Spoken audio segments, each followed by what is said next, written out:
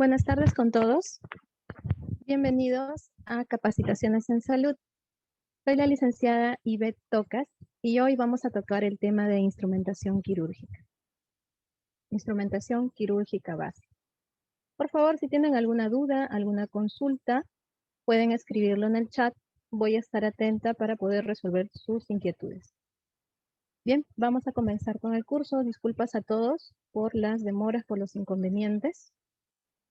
Buenas tardes a todos los que se están conectando. Bien, vamos a empezar.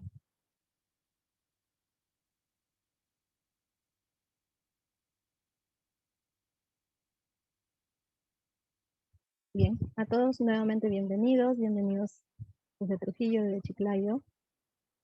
Gracias. Bien, vamos a hablar acerca de la instrumentación quirúrgica básica. Y para eso he preparado un temario donde vamos a hablar un poco acerca de la historia de la instrumentación quirúrgica. También tocaremos definiciones, funciones del equipo quirúrgico, ya que es muy importante hablar de esta parte que va a ir complementario, ¿no?, a lo que es instrumentación quirúrgica. También hablaremos de los tiempos quirúrgicos y operatorios, las generalidades sobre el instrumental quirúrgico y el instrumental quirúrgico para la cirugía convencional.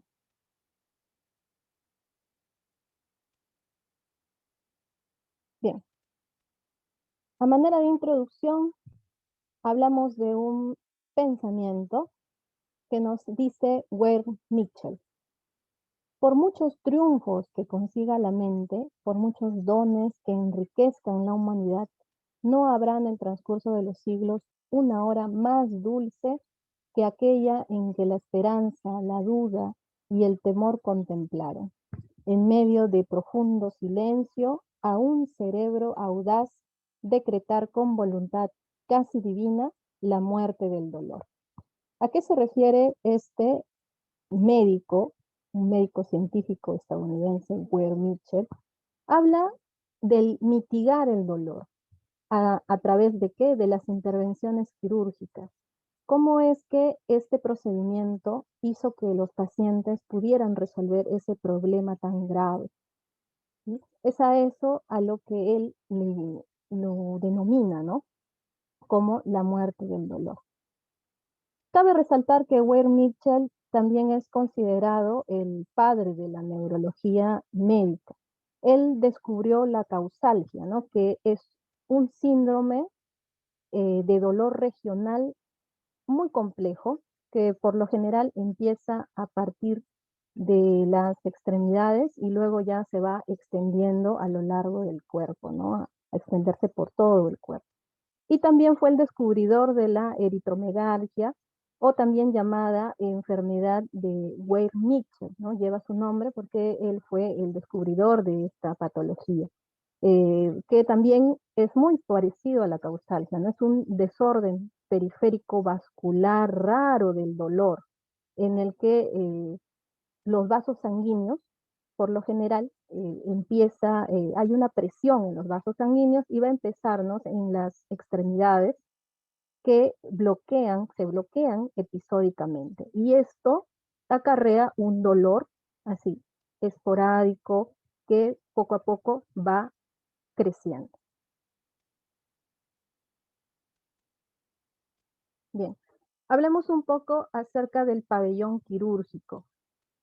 El pabellón quirúrgico es un área hospitalaria, especialmente está diseñada y equipada para poder garantizar absoluta seguridad durante la atención al paciente que será sometido a un proceso anestésico o quirúrgico, ¿no? En este área especialmente se va a desarrollar el tipo de cirugía o bien mayor o una cirugía menor específica para cada paciente. ¿Cómo es que se aprecia? En las imágenes, ¿no?, el pabellón quirúrgico. El pabellón quirúrgico también es considerada un área crítica, ya que el paciente se encuentra en una situación de especial riesgo al que está expuesto.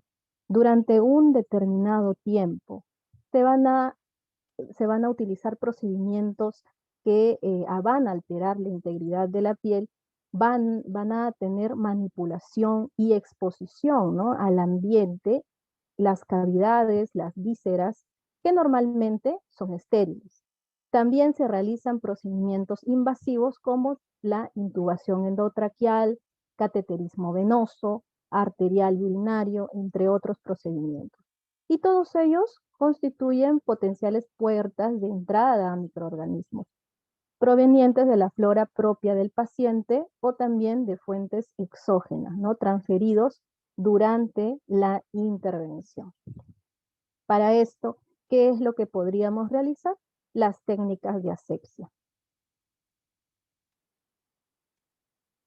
El paciente, durante la intervención quirúrgica, depende por completo de un equipo perfectamente entrenado, que conoce a la perfección sus funciones y cumple todas las normas previstas para poder así minimizar el riesgo de infección. Cada miembro del equipo quirúrgico y personal de apoyo tiene funciones específicas y responsabilidades delimitadas. El trabajo mancomunado se va a encaminar a la prevención y el control de infecciones, ¿no? Este trabajo en equipo va a ayudar a que el paciente también logre una mejoría cuando ya salga de estas intervenciones. Y es que nosotros tenemos buenas técnicas de asepsia, no va a haber riesgos, no va a haber una mayor complejidad de lo que ya se ha tratado. Existen diferentes técnicas asépticas que permiten al personal de salud prevenir las infecciones y así posteriormente el daño a las células, a los tejidos y órganos, subsecuente a la acción directa del agente biológico invasor, por replicación de este o bien por la respuesta antígeno-anticuerpo. El trabajo del personal, básicamente de enfermería, vincula los conocimientos de microbiología, fisiopatología, técnicas quirúrgicas, preparación de equipos, almacenaje, manipulación, manejo también de contaminantes, entre otros, a fin de que aplique prácticas de control de microorganismos y técnicas normadas de manejo del material, tanto en las áreas quirúrgicas como en áreas específicas, donde se va a desarrollar procesos de descontaminación. Tenemos muchas técnicas asépticas, ¿no? ¿Cómo es que se muestra en la imagen? Una de las principales y la fundamental que podemos mencionar es el lavado de manos, el lavado quirúrgico, que es el lavado de manos de máxima duración. Tiene una duración de entre 3 a 7 minutos, ¿no? Y empieza de las manos hasta el codo.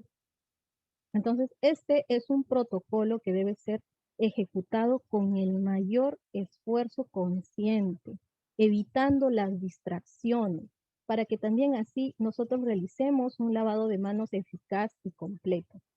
Otras técnicas de asepsia que podemos observar en las imágenes es que también podemos desenvolver aquellos paquetes con precaución, ¿no? ¿Qué paquetes con precaución? Por ejemplo, el paquete de gasas, el paquete de guantes, el paquete de agujas, sin la necesidad de tocar el material, siempre por la cara externa del paquete.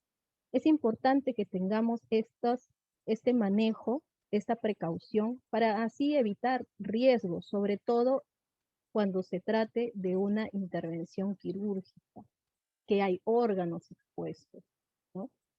Otra manera también, otra técnica antiséptica, también podemos considerar la manipulación de los instrumentos. Esa manipulación tiene que ser siempre portando guantes estériles, ¿no? Y también se debe contar con una mascarilla.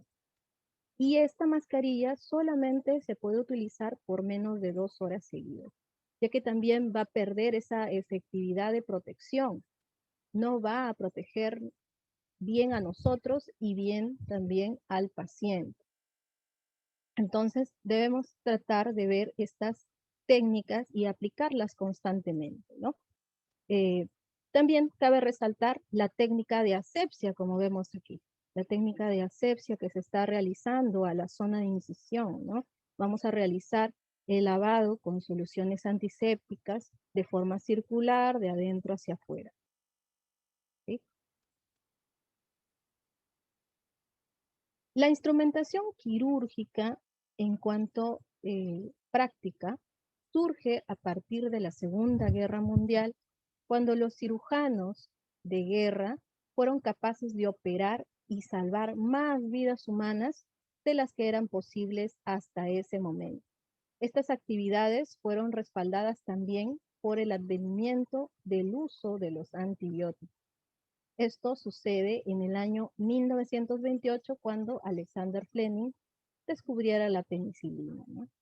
Bueno, si bien es cierto, desde siempre el hombre busca intervenir en el cuerpo del ser humano y poder evitar la muerte.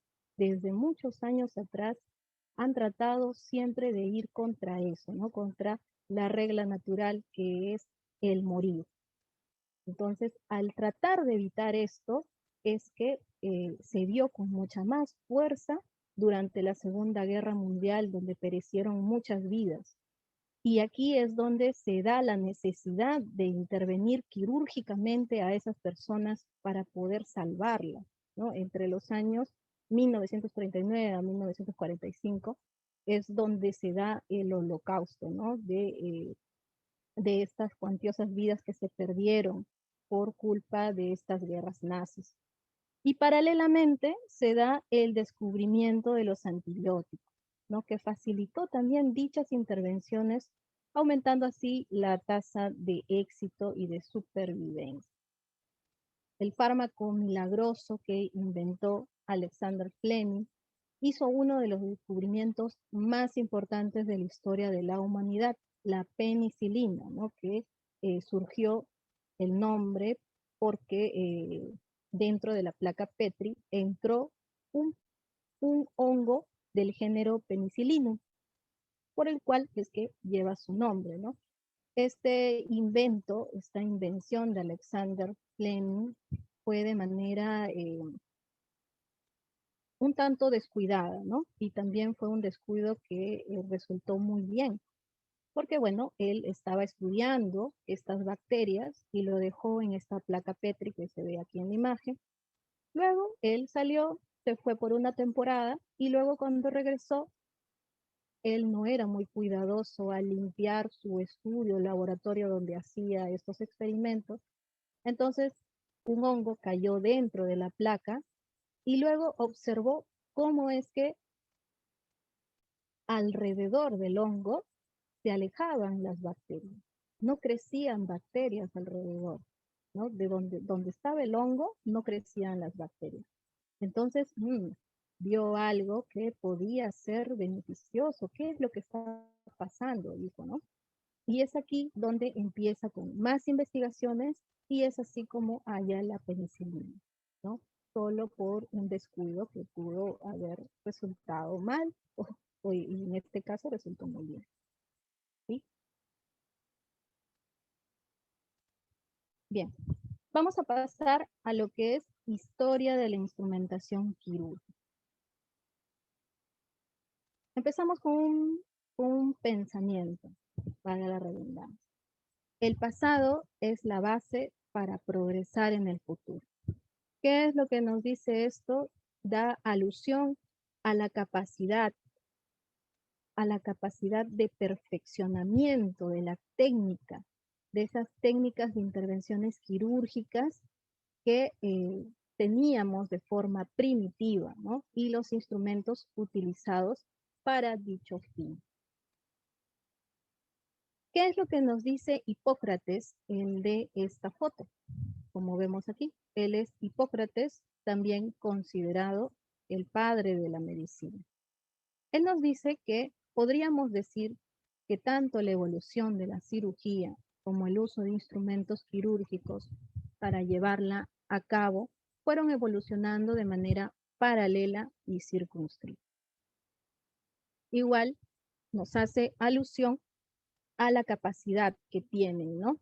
Para poder perfeccionar estas técnicas que muchas veces pudieron ser olvidadas o también pudieron ser erróneas. No solamente se va a aplicar en el campo de salud, el que miremos un avance de acuerdo a lo que ya hemos vivido, ¿no? O de acuerdo a los estudios previos a este y las equivocaciones que pudo haberse dado. Se da en todos los aspectos de la vida en realidad.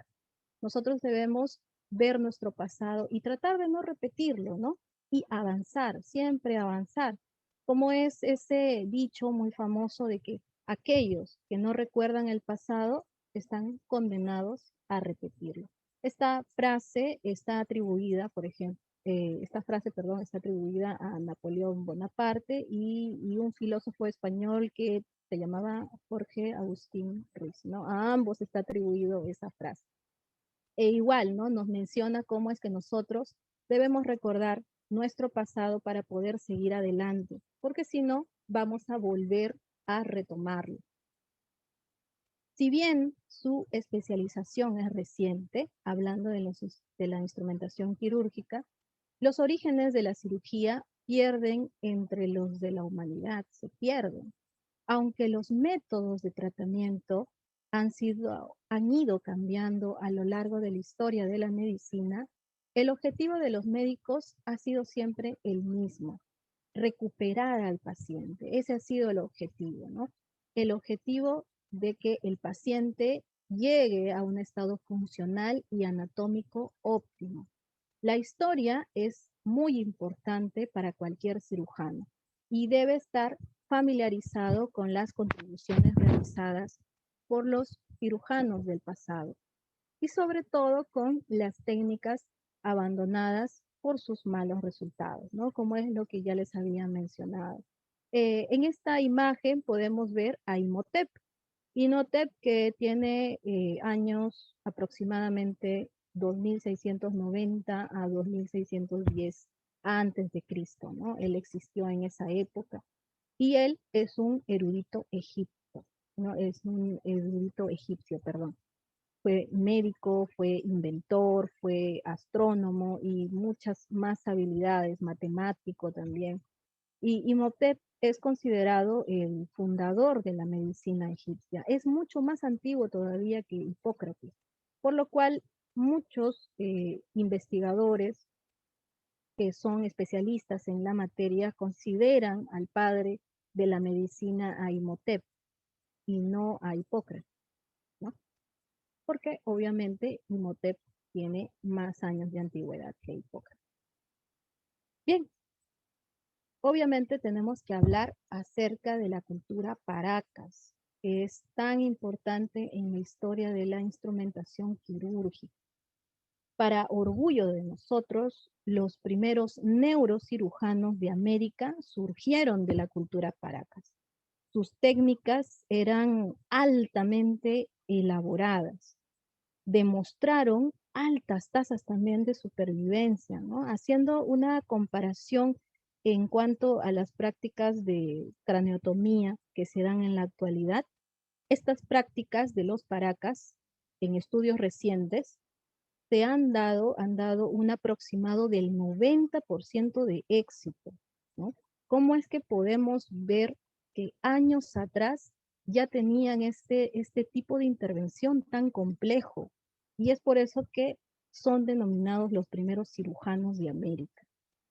Vaya la tasa de éxito que tenían, ¿no? Del 90%, más que, más que el que se ve ahora en la actualidad. Pero bueno, debido a que la mayor parte de sabiduría que ellos tenían, lo hacían de manera vocal, solamente mencionándolo, hablándolo y estando ahí es como podías aprender. No hay muchos escritos, no se han registrado los instrumentos a ciencia cierta de los que utilizaban. Y es una lástima que se haya perdido de esta manera, ¿no? Estos conocimientos. Cuando un cirujano Paracas fallecía, con él se iban todas las técnicas y conocimientos invaluables que se podría haber obtenido en la actualidad. Pisco, Ica, entre los años 700 antes de Cristo y 200 después de Cristo, durante ese periodo, los Paracas realizaron centenares de operaciones quirúrgicas, conocidas como las trepanaciones craneales. Para este ejercicio medicinal, el cirujano Paracas debía usar rocas de obsidiana, tumis o cuchillos especiales que funcionaban como antiguos bisturís o pinzas. Al mismo estilo de los cirujanos de hoy, también usaron algodones, gasas y vendas. Luego, perforaban el cráneo mediante pequeñas incisiones que tenían formas circulares. El tratamiento quirúrgico continuaba con el cierre, utilizando planchas de oro o también de calabaza. Esto va a permitir que la herida cicatrice sin sangrado alguno. Aquí podemos ver una imagen de las técnicas que utilizaban. En total utilizaron, o es lo que se ha descubierto hasta ahora, utilizaban 4 técnicas: el raspado, el ranurado circular, la perforación y corte, y el corte lineal con intersecciones angulares. El raspado, como podemos verlo aquí en la imagen, ¿no?, consiste en que erosionaban, ¿no?, gradualmente las capas del hueso y así llegaban, ¿no?, al cerebro. Pueden utilizar este tipo de roca, que es una hoja de obsidiana que es derivada de la roca volcánica y se dice que cortaba como diamante. Puede ser también ubicada en las faldas de los volcanes, este tipo de roca. Sí, pero es también de difícil acceso, no es tan fácil obtener este tipo de roca. En la parte número 2, en la técnica de trepanación, vemos el ranurado circular. Esta porción circular del hueso se circunscribe mediante cortes repetidos, ¿no?, hasta que se pueda extraer ese disco del hueso que se está dibujando en este cráneo. En el número 3 tenemos la perforación y corte. Se hace un círculo pequeño, agujeros perforados, y se cortan los puentes de hueso entre ellos para permitir la extracción de un disco de hueso. Y en la cuarta técnica de trepanación tenemos el corte lineal con intersecciones angulares, donde se realizaban cortes generalmente definiendo una pieza rectangular de hueso para luego así retirarla, ¿no? Y aquí tenemos algunos objetos quirúrgicos que han utilizado, posibles materiales que pueden haber utilizado para las trepanaciones, ¿no? Hay muy pocos estudios acerca del material que utilizaban, como la obsidiana, este tipo de cuchillo que le mencionaba que corta como diamante, el sílex, bronce y cobre, ¿no? Estos son como un instrumental de bisturí. Y bueno, aquí tenemos algunas varillas que con estas puntas también podían hacer este tipo de trepanación.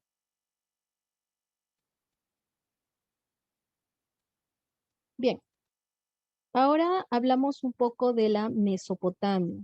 En realidad la Mesopotamia tiene muchos años más que la cultura egipcia, que ya lo habíamos tocado antes, ¿no?, con Imhotep. Eh, la Mesopotamia abarca a Asiria, Caldea, Babilonia y Sumeria, ¿no? Todas estas ciudades conformaban la Mesopotamia antigua y otras más, pero las más resaltantes son estas ciudades, ¿no?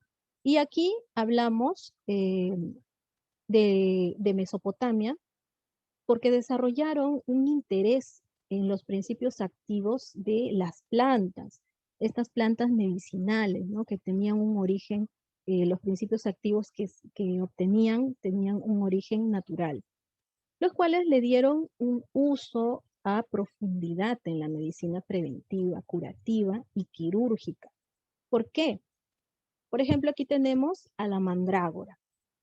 Mandrágora usado como anodinia por los babilonios 200 años antes de Cristo. La mandrágora, como podemos apreciarlo aquí, tiene un aspecto humanoide, ¿verdad? Tiene un aspecto humanoide Y es por eso también que muchas personas le tenían miedo a esta planta. Ellos decían que si es que se sacaba una mandrágora, la persona que lo había sacado iba a tomar el aspecto de esa mandrágora y al final se iba a convertir en una planta. Entonces, tenían miedo de poder sacar esta planta, ¿no? No había mucha investigación en esa época. Entonces, lo que hicieron fue apoyarse en los perritos, como vemos aquí. Apoyarse en los perritos, los mandaban a que pudieran oler la planta y muchas veces los perritos pues los sacaban y los comían, los mordían y no pasaba nada. Veían entonces las personas que a los perritos no los había afectado de ninguna manera, no se habían convertido en una mandrágora, entonces poco a poco le empezaron a perder el miedo, ¿no? Y ya perdiéndole el miedo, empezaron a investigar acerca de esta planta. ¿Y qué es lo que hallaron de esta planta? Es que contenía ciertos alcaloides, como la iosiamina, la atropina y la escopolamina, ¿no? Básicamente tenía efectos alucinógenos cuando era aplicado a grandes dosis. También tenía efectos antiarrítmicos, efectos antiespasmódicos y también controlaba algunos tipos de intoxicaciones y envenenamiento. Entonces, tenía muchas cualidades esta plantita de mandrágora. Otra planta que se descubrió en Mesopotamia es el beleño. El beleño es un narcótico suave y fue usado en mayor escala como alucinógeno. Representante actual es la escopolamina. Este beleño, esta plantita, tiene efectos anestésicos, tiene efectos alucinógenos, ansiolíticos, analgésicos, antiespasmódicos viscerales, ¿no? Es la más antigua fuente médica escrita y proviene de las civilizaciones de la Mesopotamia y de las Sumerias.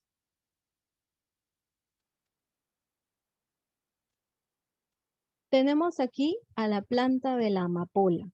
La amapola que es la que sale el opio. Es el alcaloide principal, es el opio de la amapola. Se va a extraer aquí una resina que es lechosa, de un color blanco, de la cual se van a derivar los alcaloides principales, ¿no? Como es el opio. Actualmente existe también un grupo farmacológico de los que son considerados los opiáceos. Dentro de esta familia va a entrar la morfina, el tramadol, la oxicodona, la petidina, la codeína, también fentanilo, que es muy usado para anestesia, ¿sí? Todos estos medicamentos son considerados analgésicos mayores y también son narcóticos, muy utilizados en el ámbito médico quirúrgico, ¿no? Sobre todo en la parte posoperatoria, ¿no? Una vez que ya el paciente ha salido de la operación, para poder controlar el dolor es que se utiliza este tipo de medicamento. Aproximadamente esta planta tiene 4000 años antes de Cristo. En Mesopotamia los sumerios ya conocían el cultivo de la amapola y utilizaban el opio.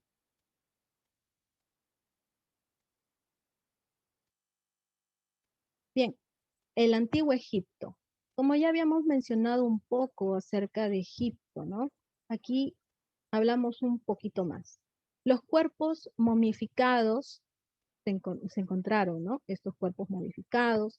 También se encontraron pinturas murales y jeroglíficos que han mostrado algunas de las prácticas quirúrgicas de los antiguos egipcios. Se han hallado también férulas en momias que habían sido fabricadas con bambú, caña, madera o corteza de árboles y almohadillas con lienzos. Entonces aquí ya aplicaban la medicina hace ya muchos años atrás. Tenemos aquí la imagen de Imhotep, que ya les había mencionado, ¿no? Que tiene una antigüedad de 2690 a 2610 antes de Cristo, que él existió. Los máximos representantes de la medicina griega, como son Hipócrates, Galeno, ¿no? Ellos que son máximas autoridades en lo que es medicina en Grecia, ellos aprendieron sus conocimientos en aulas egipcias, ¿no? Con profesores que habían sido formados con los saberes y técnicas que había dejado Imhotep. Entonces, ellos son precursores de lo que es la medicina en realidad. Tenemos aquí el papiro de Edwin Smith, donde Imhotep también colocó muchos de sus tratados sobre heridas, sobre cirugías, acerca también de traumatología y anatomía. Aquí nos habla de muchos legajos con respecto a lo que es medicina. También en el papiro de Evers, que es un tratado médico y farmacopea más antiguo, ¿no? Aquí nos habla de muchos medicamentos que eran utilizados en la antigüedad y también aquellos procedimientos que se realizaban. Estos papiros tienen una antigüedad de entre 2000 a 3000 años antes de Cristo, ¿no? Y bueno, también este papiro de Evers posee apuntes específicos de especialidades médicas, como la ginecología, oftalmología, gastroenterología. Entonces podemos ver que desde muchos años atrás ya practicaban la medicina y muchas veces hasta eran mejores de lo que vemos en la actualidad. Si hablamos de Egipto, también hablamos de Cleopatra. Cleopatra que eh, está entre los años 69 antes de Cristo a los años 30 antes de Cristo. Fue una escritora de tratados médicos y también fue una gran maestra de venenos. La farmacopea egipcia de la época recurría a más de 700 sustancias extraídas en su mayor parte del reino vegetal, como por ejemplo el azafrán, la mirra, aloes, hojas de ricino, loto azul, extracto de lirio, el jugo de amapola, resina, incienso, cáñamo, etc. Aquí podemos ver la cantidad de sustancias que se extraían de las plantas y muchas veces las estudió Cleopatra, ¿no? En Cleopatra existen dos leyendas, ¿no? Con respecto a cómo es que ella desarrollaba estos tratados médicos, estas sustancias. Una de las leyendas es que ella desarrolló un antídoto universal, ¿no? A base de más de 100 hierbas y no solamente con respecto a utilizar sustancias del reino vegetal, sino también utilizó sustancias del reino animal, ¿no? Y aquí, al fusionar estas sustancias, realizó un preparado tan perfecto, tan armonioso, que llegó a ser un antídoto universal. Muchas personas, ¿no? En los escritos decían que recurrían a ella cuando se trataba de algún envenenamiento o alguna intoxicación. Ella daba este antídoto y al instante se mejoraba. Entonces, por eso es que también se le considera la maestra, ¿no? En tratados médicos y maestra en venenos. Otra de las leyendas también, a ella se le atribuye la invención de una mascarilla rejuvenecedora. Se dice que ella tenía una piel muy hermosa, muy juvenil, por más que ya tenía cierta edad, ¿no? También se dice que ella se bañaba en leche de burra. Y es por eso que también fabricó una mascarilla a base de esta leche de burra, que hacía que se rejuveneciera. Estas son dos leyendas, como lo menciono, porque hay muy pocos escritos acerca de Cleopatra. Solamente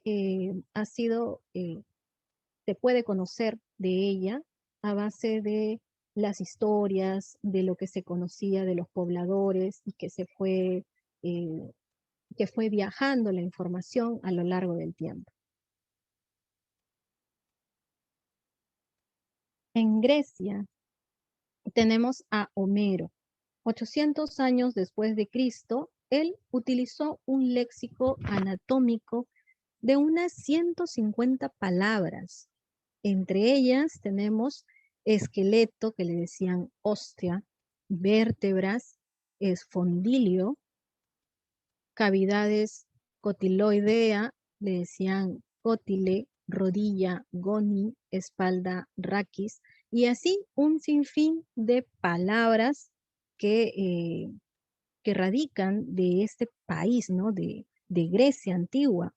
Y debido también a estos aportes de los exponentes en medicina griega, el 70% a más de los vocablos y raíces de las terminologías médicas que se dan en la actualidad son de origen griego, ¿no? Muchas palabras siempre se han basado en lo que es el léxico griego. En la Edad Media, en la Edad Media Baja, los monasterios recogieron y transmitieron los conocimientos. El primer tratado medieval de cirugía fue la Practica Chirurgiae de Ruggero Frugardi en 1170. Cabe resaltar también que Ruggero Frugardi fue un médico anatomista italiano, que él fue en contra de todas las normas religiosas medievales de ese tiempo, ¿no? Él se puso a dibujar, se puso a catalogar, se puso a diseccionar y experimentar con cadáveres. ¿Cómo es que era la Edad Media? La Edad Media era muy cristiana. Aquel que osaba profanar el cuerpo de una persona era una persona atea. ¿Y cómo es que era castigado? Era castigado con la muerte. Entonces, él, Bruguero, fue en contra de todas estas moralidades que tenían, ¿no? En esta época, esta forma de ver la vida, ¿no? Esta época de la Edad Media. Entonces, a escondidas es que realizaba todas estas evaluaciones, exámenes, todas estas prácticas, experimentos, ¿no? Y así es como concibió el fruto de sus investigaciones, que es el libro que figura aquí, que es la Práctica Quirúrgica, ¿no? Que se dio en 1170. Y fue el primer manual completo de intervenciones quirúrgicas que existió hasta ese momento. En el siglo XVII, el puesto del cirujano en la sociedad era aún notablemente inferior al del médico. Por otra parte, en esta época persiste la división entre cirujanos y barberos. Los cirujanos se dedicaban a las operaciones de más envergadura, mientras que los barberos realizaban fundamentalmente las curaciones de heridas y sangrías, ¿no? Aquí podríamos mencionarlo, ¿no? Como un ejemplo, tenemos a los doctores y las enfermeras. Y había una división muy marcada en este grupo, ¿no? En este grupo de salud. En el siglo XVIII, las escuelas privadas de cirugía consiguieron separarse de la Unión de Barberos. Estas escuelas formaron la Compañía de Cirujanos, precursora del Colegio de Cirujanos establecido en 1800 por Jorge III. Aquí podemos ver en la imagen cómo es que se impartían las clases, ¿no? Con un cadáver, y también se apoyaban de otros materiales de audiovisual, por así decirlo, ¿no? Ellos hablaban, explicaban cada parte de la anatomía de una persona y también lo, lo demostraban con el cadáver, ¿no? Sacando cada órgano y así. Esto más que nada se dio en Europa, ¿no? Europa tuvo un gran avance gigantesco a comparación de América y de otros continentes.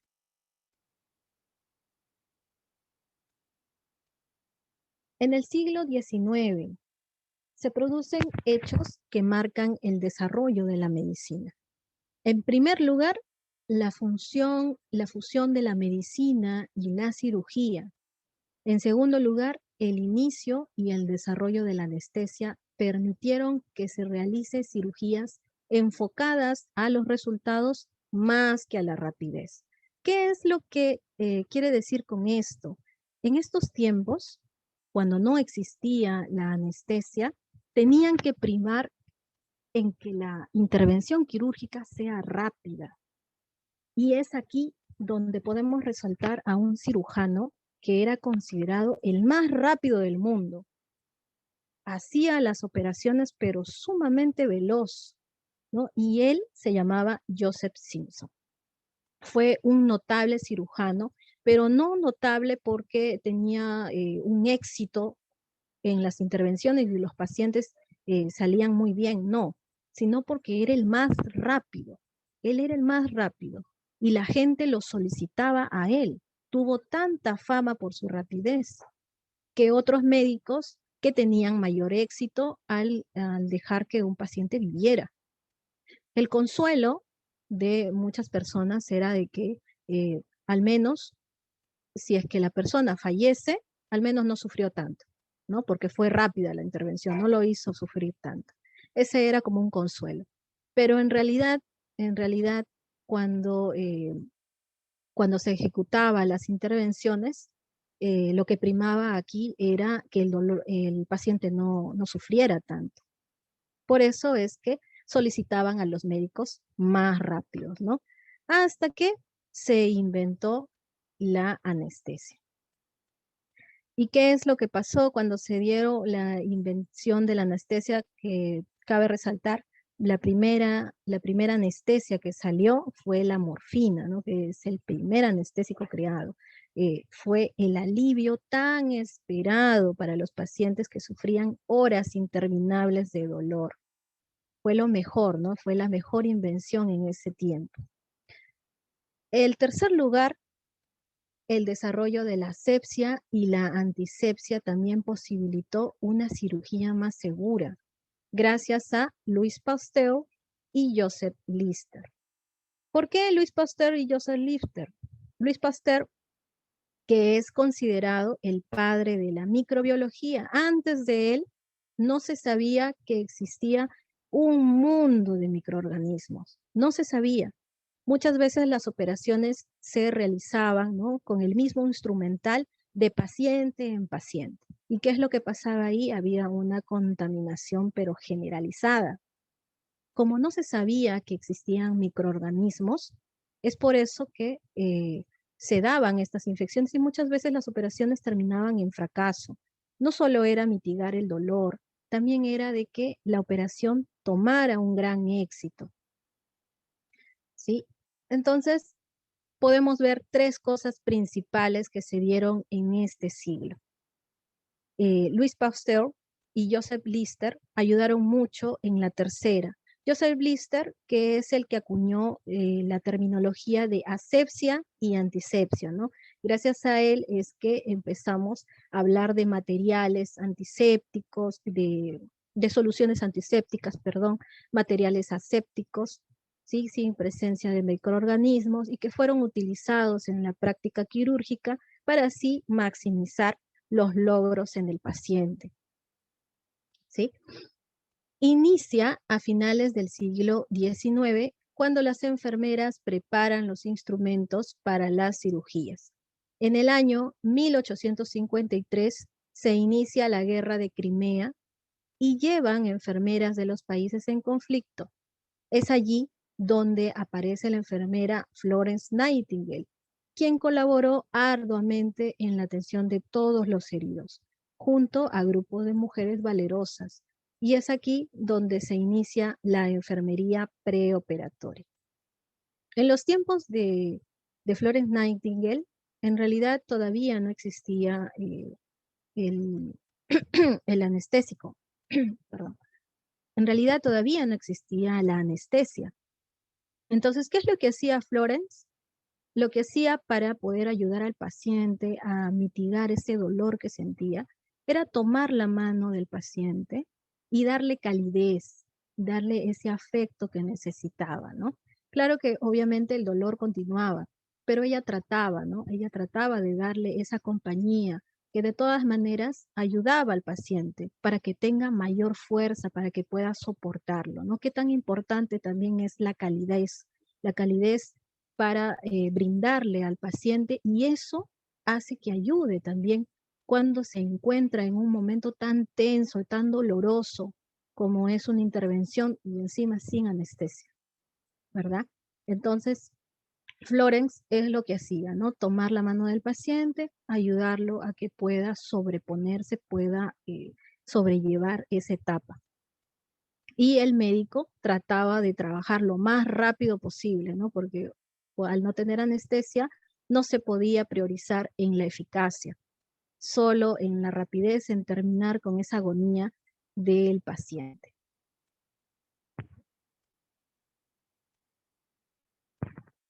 En 1873, con la enseñanza dada por Florence, nacen las escuelas de enfermería en donde dentro del pensum clínico aprendían técnicas de higiene, organización, disciplina educacional dentro de las instituciones hospitalarias. También en el siglo XX, en 1958, se implanta el primer marcapaso de batería recargable. Y en 1967, en el Hospital Groote Schuur de la ciudad del Cabo, Sudáfrica, el doctor Tristan Neethling Barnard trasplantó por primera vez un corazón de un ser humano a otro. Bien, hasta ahí hemos terminado con lo que es historia de la instrumentación quirúrgica, ¿no? Tratado de abarcar todo lo que se pueda conocer acerca de, de las herramientas que se utilizaron, de cómo es que ha ido evolucionando poco a poco los métodos que utilizaban para las intervenciones, y cómo es que lo principal que se dio era mitigar el dolor, ayudar al paciente a que pueda resolver ese problema que lo aquejaba, ¿no? Gracias a las intervenciones quirúrgicas que se dieron. Ahora vamos a hablar acerca de la definición y funciones del equipo quirúrgico. ¿Hasta aquí hay alguna pregunta, alguna duda? ¿Todo bien?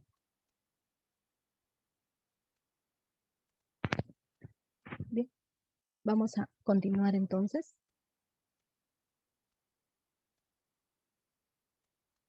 Hablemos entonces acerca del equipo quirúrgico.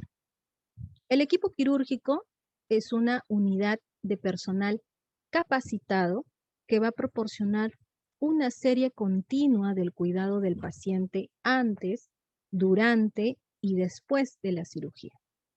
Cada miembro es una parte del total y deberá actuar al unísono y armónicamente con su o sus colegas para lograr éxito en su actuación. No, es importante que nosotros trabajemos en equipo, tengamos empatía entre cada uno de los colaboradores, para que así también el paciente sea el más beneficiado, ¿no? El que nosotros manejemos un conocimiento uniforme con todos, también nos va a ayudar a tener esa armonía entre cada uno de los colegas.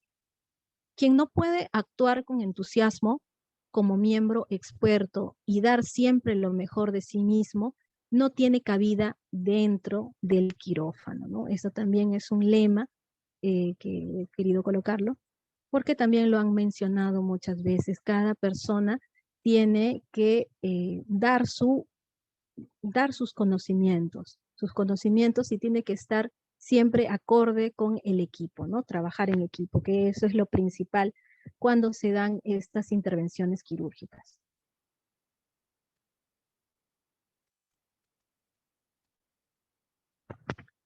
Las funciones.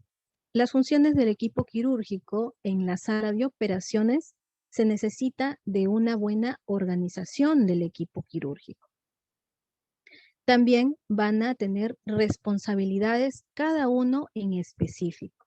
Tenemos los integrantes, a un anestesiólogo, un circulante, cirujano, el primer ayudante, segundo ayudante, si es que la complejidad de la intervención lo amerita, y un instrumentista. El anestesiólogo y circulante tienen un equipo no estéril, ¿no? Son el equipo no estéril que va a estar por los alrededores de la mesa quirúrgica, pero no va a intervenir en sí en la operación.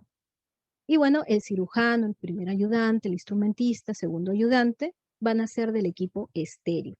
¿Cuál será aquí la diferencia, ¿no?, entre la parte no estéril y la parte estéril? Lo vemos aquí. En el equipo estéril van a realizar un lavado quirúrgico y se van a colocar las batas y guantes estériles. También van a tener acceso al campo estéril, ¿no? Al paciente en sí. Usan artículos estériles exclusivamente. El equipo no estéril no tiene contacto con la zona estéril, no va a tener contacto en sí con el paciente una vez que que esté dentro de la intervención, ¿no? Y van a trabajar alrededor de ella. Son responsables de conservar la técnica estéril.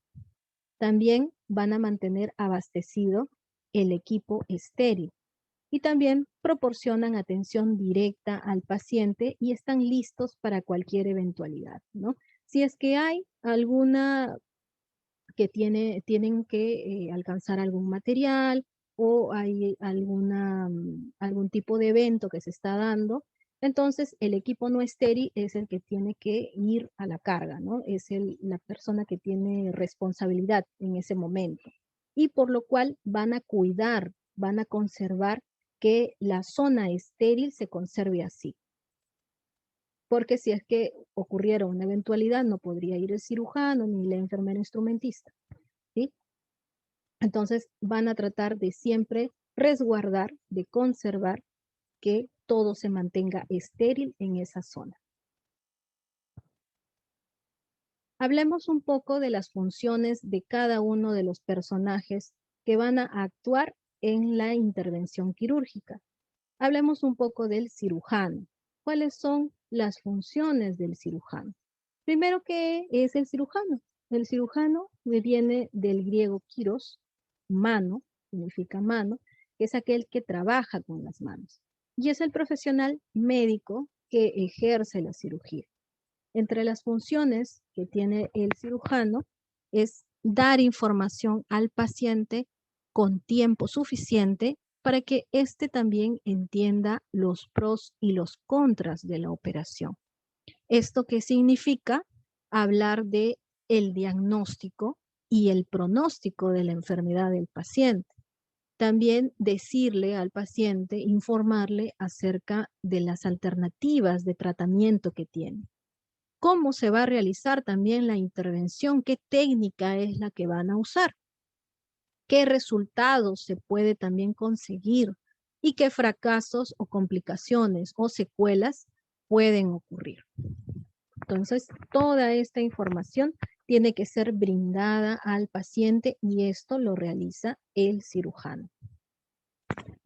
Las funciones del cirujano ya en la sala de operaciones, es que cuando ya el paciente está preparado en posición ideal y con previa asepsia del área, donde se realiza la incisión, ¿qué es lo que hará el cirujano? Va a comprobar que el material esté listo. Va a verificar que el ayudante esté preparado para la intervención.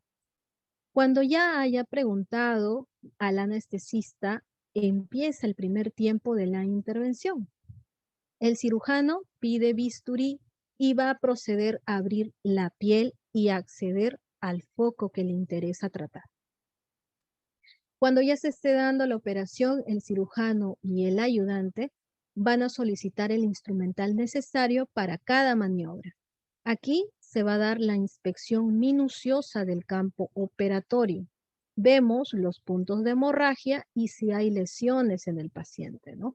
Concluida ya la intervención, vamos a verificar que todo el material esté en completo orden, ¿no? Y fuera también del paciente, porque si no, se puede quedar, ¿no? Nada puede quedar dentro del interior del paciente. Es por eso que también se hacen recuento de gasas, recuento de instrumental, ya que han sucedido muchas veces que se quedan material dentro del paciente y ya una vez cerrado tenemos que nuevamente abrir y es todo un procedimiento.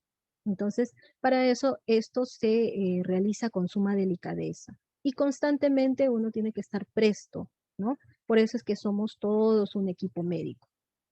Tiene que uno estar presto para mencionar el recuento, siempre estar atento a los recuentos. En cada una de las capas que puede estar cerrando el cirujano, debemos siempre priorizar el conteo.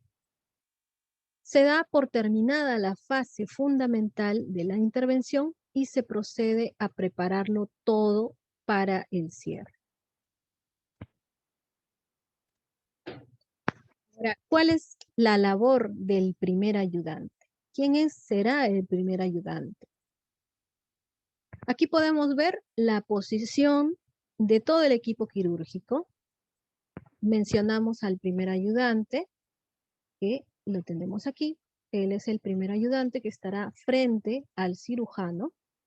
El segundo ayudante, si es que la intervención es demasiado compleja, entonces se llama a un segundo asistente, el anestesiólogo y la enfermera instrumentista. ¿Quién será el primer ayudante? Va a ser un cirujano o también estudiante de cirugía. Él conoce al paciente y el tipo de cirugía también que se está realizando. Se apega estrictamente a las indicaciones del cirujano, ¿no? Todos tienen que obedecer las indicaciones del cirujano, ¿no? Y estar atentos a qué es lo que se requiere constantemente. El primer ayudante va a ser capaz de asumir la responsabilidad de cirujano en caso se dé una urgencia. Una vez que es aprobado por el departamento de cirugía, va a quedar bajo la responsabilidad del cirujano. El primer ayudante puede realizar una operación bajo la supervisión del cirujano. Sí se puede, pero debe informar siempre al paciente y el paciente debe dar su consentimiento. Y el primer ayudante también puede realizar tareas que van a ser delegadas por el cirujano. Antes de la cirugía, debe tener a la mano siempre los estudios de laboratorio y el gabinete del paciente. Se debe también verificar que no falte nada necesario para la cirugía e informar también al cirujano, ¿no?, de los eventos que se estén dando en ese momento. Debemos efectuar el lavado de la región quirúrgica, ¿no? Todo este procedimiento antes de la cirugía. Durante la cirugía, las funciones del primer ayudante será el de sostener separadores para que también el cirujano pueda visualizar mejor el campo, ¿no? Es un apoyo que le está brindando al cirujano, colocando pinzas también en vasos sangrantes y va a ayudar en la sutura al cirujano. Después de la cirugía, puede acompañar al paciente a la sala de recuperación, anotar y registrar en el expediente las notas de evolución y las órdenes médicas del cirujano. Un segundo ayudante. ¿Cuáles serán las funciones del segundo ayudante? Puede ser necesario más de un ayudante en realidad, ¿no? Dependiendo del tipo de cirugía que se vaya a realizar. Y no solamente puede comprender de algún estudiante de medicina o cirujano también. También puede comprender de enfermeras, puede también de técnicos experimentados en este tipo de intervenciones, ¿no? Cualquier personal capacitado entre técnicos, enfermeras, estudiantes y cirujanos puede ser un segundo o tercer ayudante, como ya les menciono, según la complejidad de la intervención que se vaya a realizar. Bien, ahora pasamos a la labor del instrumentista.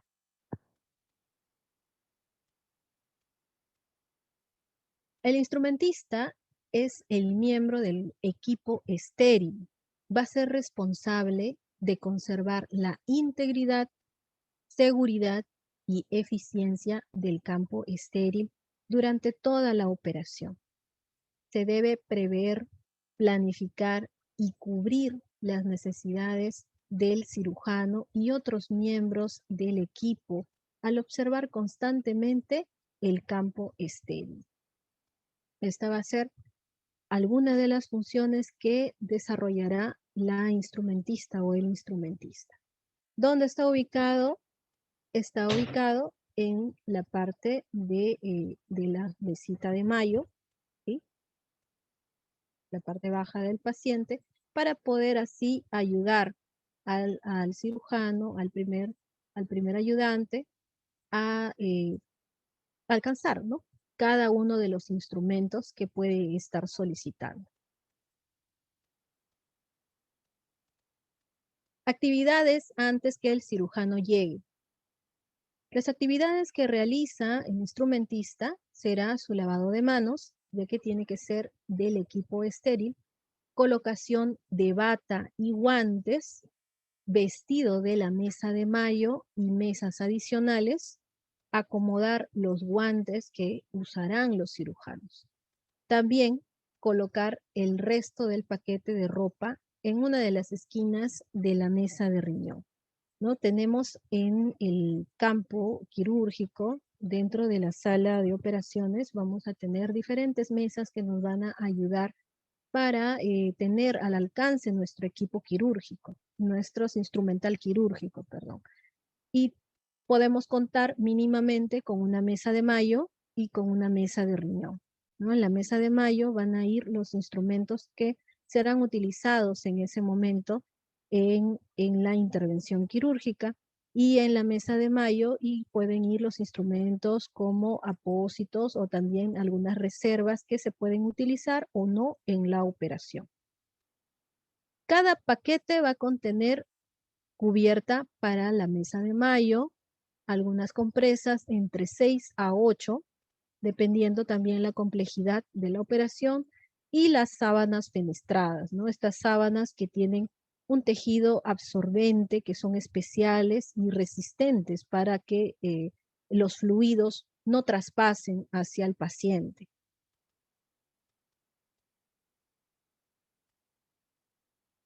¿Cómo vamos a cubrir la mesa de Mayo? Aquí les muestro dos imágenes que es importante que también tengamos mucho cuidado cuando vamos a manipular todo el equipo estéril. La instrumentista o el instrumentista empieza a colocar la funda en la mesa de Mayo y, si se fijan aquí en la imagen, ella protege sus manos con el doblez de la funda, ¿no? Sostiene los dobleces de la funda con sus antebrazos. Como lo vemos aquí, la funda aún no termina de ingresar y esta parte es sostenida por los antebrazos a nivel de los codos para que así también no caiga por debajo de la cintura. No es que se diga que la parte por debajo de la cintura va a estar contaminado, ¿no? Pero siempre hay que tener precaución. Debemos tener precaución en cada momento porque estamos trabajando con material estéril. También se puede apoyar el pie en la base de la mesa para poder estabilizarla, ¿no? Esta mesita, como es rotativa, tiene sus ruedas, entonces podemos tratar de estabilizarla para que así nos ayude a poder colocar esta funda. Luego de terminada la funda sobre la mesa de Mayo, vemos cómo protege sus manos en el doblez, ¿eh? Cómo es que introduce las manos por la parte estéril sin tocar la parte que va en la mesa, ¿no? En la parte que está rozando con la mesa. Y aquí les muestro una imagen de el contenido que tiene una mesa de Mayo básica. Esta mesa tiene todo el material básico que se puede usar, ¿no?, en una intervención. fuera de la complejidad que pueda tener, son instrumentos que priman cuando se va a realizar una intervención, es necesario contar con ellos, ¿sí? Ya luego entran otras piezas mucho más complejas según la operación que se vaya a realizar. Podemos ver aquí, ¿no? En el primer punto tenemos a los bisturís, en el punto 2 tenemos a las tijeras rectas y también las tijeras curvas, pinzas, una pinza lisa y una pinza dentada, si se puede apreciar. Se puede apreciar. Más adelante vamos a mostrar también otras imágenes mucho más específicas, así que no se preocupen. En la 4 vemos algunos separadores, ¿no? Que va a ayudar para que el cirujano tenga mayor campo de visión y pueda hallar lo que está, en lo cual se tiene que enfocar, ¿no? En el punto número 5 vamos a tener algunas pinzas hemostáticas rectas, nos van a ayudar a clampar, pinzas Kelly, aquí las pinzas Alice, algunas compresas, y bueno, en el punto 9 tenemos compresas de sutura y también las porta agujas, ¿no? Que son como unas tijeras que van a portar las agujas para poder suturar.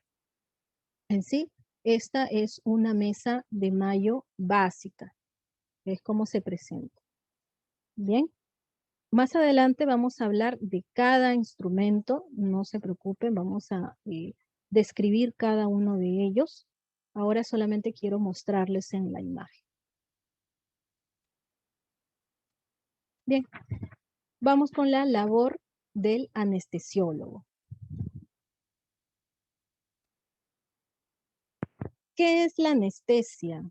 ¿No? El nombre deriva del vocablo griego aistesis o también estesia, siendo la definición la privación total o parcial de la sensibilidad producida por causas patológicas o farmacológicas, ¿no? Tiene una finalidad médica cuando se utiliza la anestesia. Tenemos tres tipos de cómo podemos utilizar la anestesia. La mayor sería la anestesia general, ¿no? La anestesia general vemos cómo es que se puede utilizar de manera inhalatoria e intravenosa. En realidad, ambos tipos de vías van a ser necesarias para que así se complemente. Se va a complementar aquí una anestesia general en todo el paciente y que dure por todo el tiempo que dure la intervención. No solamente se utiliza un solo medicamento, sino se utiliza un cóctel de medicamentos y cada uno en porciones pequeñas que harán que dure esta anestesia, lo mantendrán sedado al paciente por, como les digo, el tiempo que dure la intervención. Y esto es utilizado primero de forma intravenosa para que luego se complemente de una forma inhalatoria, ¿no? Como por ejemplo con el óxido nitroso, ¿no? Que se aplica de forma inhalatoria y intravenosa puede ser uno de los medicamentos más usados que utiliza, perdón, el anestesiólogo, que es el midazolam, ¿no? Intravenosa. La anestesia local para aquellas curaciones, pequeñas curaciones que se puede realizar no solamente en un ámbito quirúrgico, sino también puede ser de manera ambulatoria, ¿no? Se puede utilizar medicamentos como la lidocaína, la mepivacaína, prilocaína, bupivacaína, ¿no? Estos medicamentos, el más usado es la lidocaína, esa es la más usada para poder hacer algún procedimiento local. En la anestesia neuroaxial, que es una técnica anestésica donde se van a utilizar anestésicos locales, ¿sí? Junto a la médula espinal, para que así bloquee toda la función nerviosa, ¿no? Bueno, en la parte neuroaxial es solamente de una forma local. Cuando ya se habla de una anestesia general ya es en todo, ¿no? Todo ya generalizado del paciente. Y para ello se utilizan también estos medicamentos más complejos porque necesitan, ¿no? Bloquear todo el sistema nervioso del paciente, imagínense, para que no sienta ningún tipo de dolor durante la operación, cuántos medicamentos se le debe administrar al paciente. En la neuroaxial podemos realizar eh, aquellos procedimientos de forma, cuando se va a intervenir de forma raquídea o subaracnoidea, la peridural o la caudal, ¿no? Dependiendo dónde es que nosotros vamos a colocar el medicamento, ¿no? Por ejemplo, cuando las madres van a dar a luz, ¿no? Se utiliza la anestesia neuroaxial. Función del anestesiólogo. Da la orden para el comienzo de la cirugía. Él va a ayudar a la sujeción del paciente en la mesa operatoria, tratando así de que el paciente tenga la mejor posición que pueda obtener, ¿no? La mayor tranquilidad. A ver, perdón, un momento. Para que tenga la mayor comodidad el paciente durante la intervención, dependiendo también cuál es la zona que va a ser intervenida. Debe también monitorear permanentemente al paciente y llevar una planilla anestésica donde figura la evolución intraoperatoria de todos los parámetros vitales. Es necesario que el anestesiólogo siempre esté cerca al paciente. Por más que no intervenga a lo largo de toda la operación, siempre tiene que estar vigilando los signos vitales del paciente. Se pueden ocasionar muchos eventos fatales si es que se descuida esta parte. No se debe retirar de la mesa anestésica mientras dure la intervención, ¿no? Aquí también lo recalco. Y finalizada la cirugía, debe seguir monitoreando al paciente hasta que logre una completa recuperación. Hasta que el paciente esté despierto es hasta el punto que debe estar controlado por el anestesiólogo. Como ya les mencionaba, es importante que el anestesiólogo revise también su equipo de monitoreo, ya que se han dado muchos problemas con respecto a la dosis que es administrada, ¿no?, al paciente y el equipo que se utiliza muchas veces no está calibrado. Entonces, esto debe ser manejado con mucho cuidado. Se debe conocer el equipo de anestesia, ya que cualquier falla de este o error en el manejo por negligencia o ignorancia pueden llevar al paciente a una complicación fatal. Antes de comenzar cualquier procedimiento, por simple que éste parezca, se debe hacer siempre una revisión cuidadosa del equipo. Es importante que siempre estén revisando el equipo previamente a realizar una intervención. Se debe vigilar y no solamente el anestesiólogo, también todo el equipo médico debe estar ahí presente y estar atentos, ¿no?, a que estos instrumentos, todo el equipo que vayamos a utilizar esté en perfectas condiciones, ya que se puede dar eventos fatales. Los aparatos de anestesia están diseñados para proporcionar con exactitud el oxígeno y o un agente volátil a su paciente. Ok, bien. Aquí les hablo acerca de los riesgos. Es importante saber los riesgos de una anestesia mal administrada.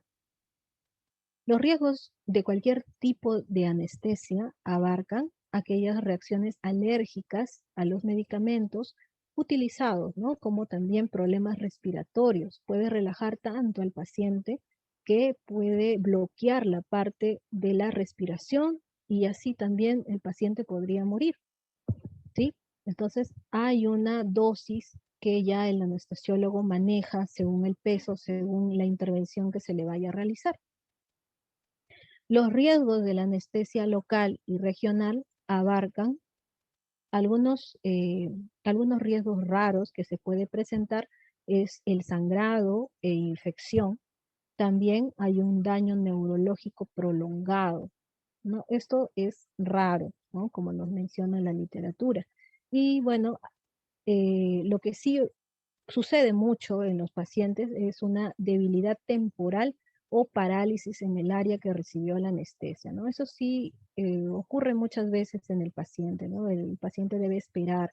Una vez que ya haya sido tratado, por ejemplo, si se tratara de una herida, ya ha sido tratado, entonces debe esperar si se tratara de un pie para que pueda caminar, ¿no? Es importante informar al paciente que eso es lo que puede ocurrir, ¿no? También de los eventos raros, pero tampoco es alarmar al paciente cuando se le está brindando cierta intervención, cierto cuidado en el procedimiento.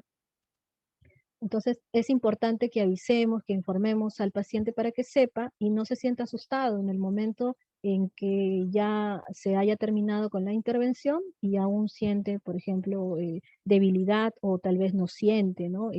Esa parte donde ha sido intervenido. Entonces, siempre estar informando constantemente al paciente. Los riesgos de la anestesia general abarcan latidos cardíacos irregulares, esto puede ocurrir muchas veces, ataque cardíaco muy pocas veces, ¿no? Es raro, náuseas, vómitos, eso también ocurre muchas veces en aquellos pacientes que tienen una anestesia general. Accidentes cerebrovasculares también es raro, sobre todo en aquellos pacientes que no se les ha realizado arduamente los estudios para que sean sometidos a una operación. Por eso es que es tan importante realizar los diferentes estudios y no solamente arriesgar, ¿no? Puede peligrar la vida del paciente. También hay una confusión mental temporal. Eso también sucede mucho en aquellos pacientes que son anestesiados de forma generalizada. Las labores del circulante. ¿Cuáles serán las labores ahora del otro equipo no estéril? Las labores del circulante, su tarea vital es facilitar todo lo necesario antes, durante y después de la operación. Es del equipo no estéril, es aquel que va a estar alrededor de la mesa, ¿no? De la mesa de operaciones. Las funciones del circulante serán el de dirección y coordinación de todas las actividades de enfermería en el quirófano. Va a conservar también un ambiente cómodo para el paciente al ejecutar los principios de asepsia. También va a vigilar que se cumpla la técnica estéril, ¿no? Igual que con todos, como ya les había mencionado, si es que se necesita alcanzar algún material que no se haya traído o no se haya preparado previamente, entonces el circulante puede realizarlo. Es aquel que va a cuidar de que todo se mantenga aséptico en el lugar donde se está realizando la intervención, o bien el anestesiólogo o bien la circulante, ¿no? Pero el anestesiólogo tiene una ardua tarea vigilando los signos vitales del paciente. Otras tareas será proporcionar ayuda a otros miembros del quirófano. También conoce y se anticipa a las necesidades del equipo y está familiarizada con el instrumental, abastos y equipos. Es importante el de conocer y anticiparse a las necesidades del equipo. Como ya les mencionaba, cada equipo, todo el equipo quirúrgico, tiene que saber qué es lo que está pasando, qué es lo que necesitan, adelantarse, porque ya se conocen entre sí, ¿no? Ya hay un trabajo grupal, ya hay un trabajo en equipo y ellos están trabajando de forma armónica. Y para eso nosotros debemos conocer con quiénes estamos en ese momento trabajando, interviniendo, ¿sí? Esta parte es muy importante en todos los miembros del equipo. Conocerse y saber qué es lo que se debe realizar. una de las formas de saber, eh, de conocer a nuestro equipo, es también acerca de las señales. Muchos, aquellos cirujanos sobre todo que son, ya tienen mucha experiencia, ¿no? Aquellos cirujanos veteranos, conocían acerca de estas señales. Estas señales son muy importantes cuando se trataba de que el cirujano no necesariamente tenía que comunicarse de manera verbal, lo podía hacer mediante señas. Y ya la enfermera instrumentista, el enfermero instrumentista o todo el equipo quirúrgico ya sabía acerca de cómo es que el médico cirujano se comunica, ¿no? Y bueno, lo coloco como parte de un bagaje cultural que ustedes puedan tener, ¿no? Una información para que ustedes sepan cómo es que se daban, ¿no? Algunas señales para poder saber qué tipo de instrumento necesitaba el médico. Por ejemplo, aquí en el portaagujas, con la mano cerrada se hace el movimiento de portaagujas, ¿no? Al pasar el punto del lado distal al lado proximal, ¿no? Hacía un movimiento de arriba hacia abajo, ¿no? Como si quisieras pasar una aguja, ¿no?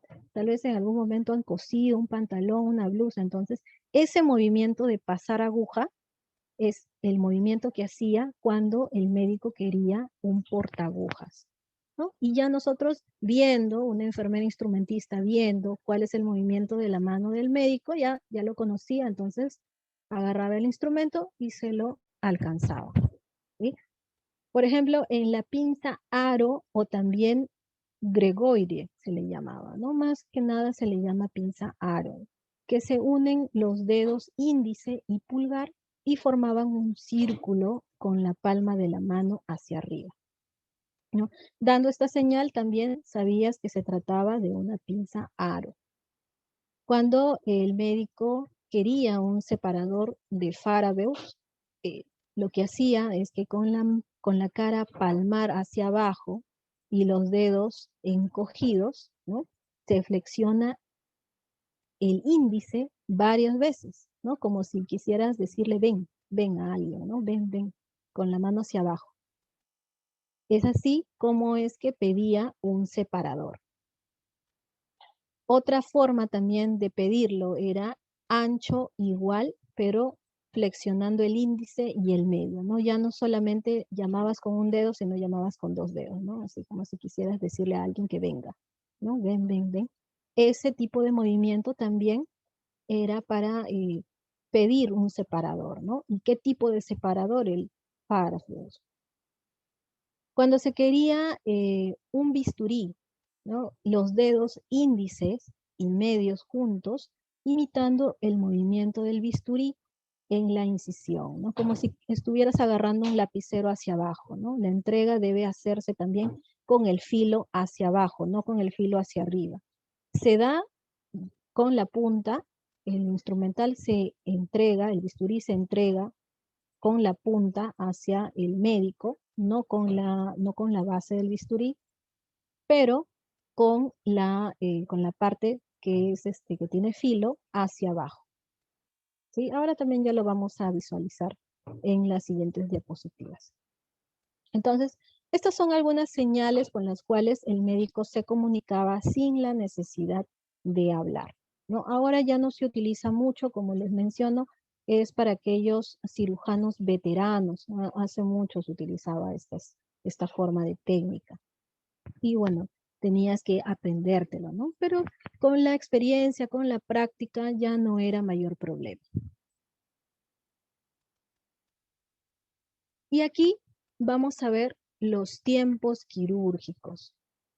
Este va a ser nuestro tercer punto. Es muy amplio, así que me parece que lo vamos a dejar para el día de mañana, ¿sí? Vamos a tocarlo ya más explayadamente. Aquí voy a hablarles de algunos, ya vamos a pasar a lo que son ya los instrumentos. Vamos a describirlos, vamos a mencionarlos. Primero quiero mencionarles los tiempos quirúrgicos y operatorios que se dan, ¿no? ¿Qué instrumentos se utilizan para el tiempo quirúrgico de disección, ¿no? Cuando va a abrir cuando va a empezar a cortar el cirujano, qué tipo de instrumentos utiliza, cuáles son los tipos de instrumentos básicos que va a utilizar en este momento. ¿Qué tipo de instrumento también cuando se toma o se sostiene? ¿Sí? Aquí también lo estamos clasificando de esta forma.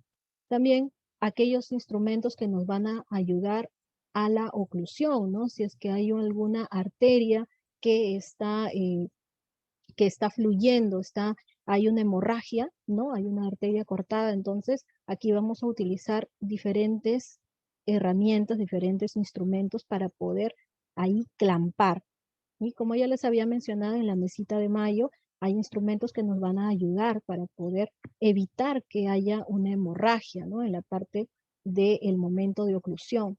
También en los momentos de descubrimiento, donde nos va a ayudar a poder ver más el campo operatorio, ¿no? Que le ayuda al cirujano a que pueda visualizar mejor el lugar donde eh, tiene que enfocarse para poder arreglar o tratar de reparar.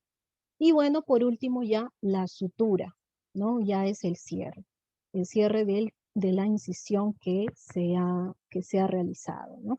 Entonces, por estos 5 momentos es que vamos a describir a los instrumentos, a los instrumentos quirúrgicos.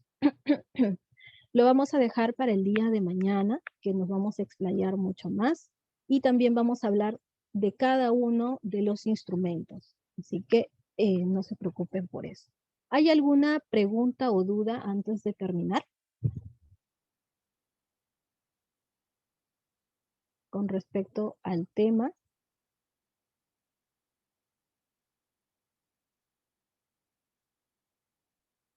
Bien, si no hay ninguna pregunta, entonces ya mañana nos estamos viendo a las 5 de la tarde.